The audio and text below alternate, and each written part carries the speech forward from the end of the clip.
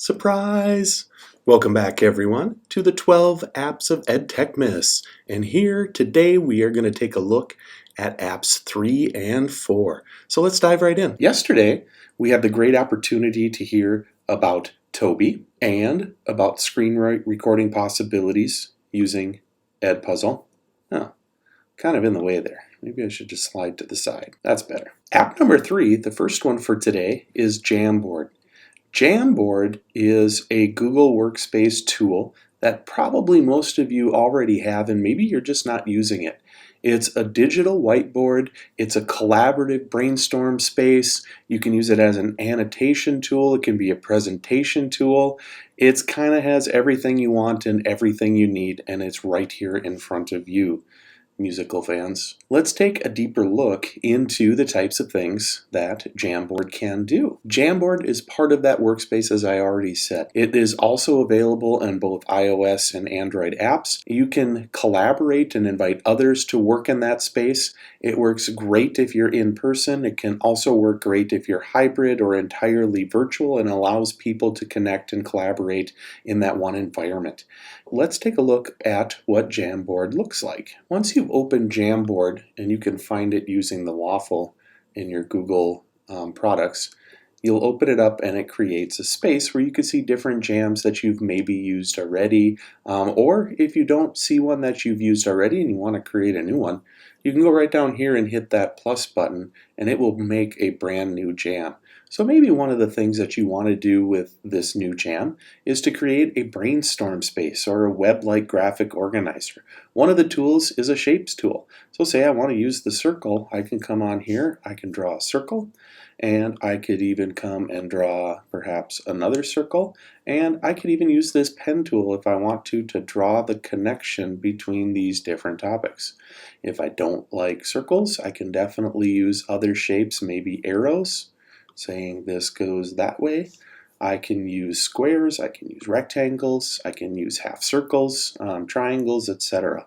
And it can be a great space where students can use to collaborate with their different ideas. I can also insert text boxes if I want to add an idea to something. Okay. I can also add things like sticky notes, which are kind of neat because they show up as little pads of color. Let me show you one of those that I have used in the past that has used sticky notes. The other day I was having my kids engage in a civil rights discussion about segregation, and you can see that each of these different responses is from a group of 2 or 3 kids that I asked them this question. They discussed it themselves for a minute, and then they kind of collectively wrote what their response to that was. And each of them, as you could see, picked a different sticky note, which then allowed us to be able to discuss it even more with the rest of the class. And there are many other uses here that I'm sure you can probably come up with that Jamboard would work really well for. So I encourage you to try those. So EdTechmas app number 4.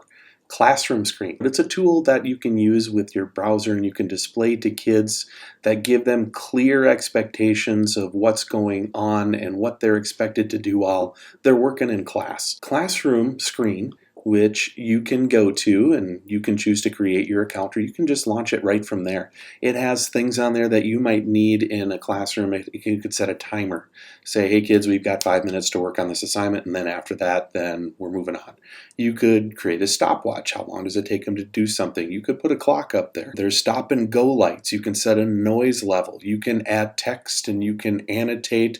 They have a dice roller. They have random name pickers, and much more that is there for you to use. So let's take a look at Classroomscreen. So when you get there, you can just launch it right now. And it's going to open up a screen that you would then display for your class. If you don't happen to like what that particular background is, you can choose from some other scene screen and you like this one better, so open that up. You can choose the random name picker. You can add a copy and paste from, say, like a spreadsheet. There's your student names in them. From there, click choose and it's going to randomly select one of those names. Like I said, there's a dice roller, there's a sound noise level, which is kind of cool because you can see here as I'm talking, am I getting too loud? Is it too quiet?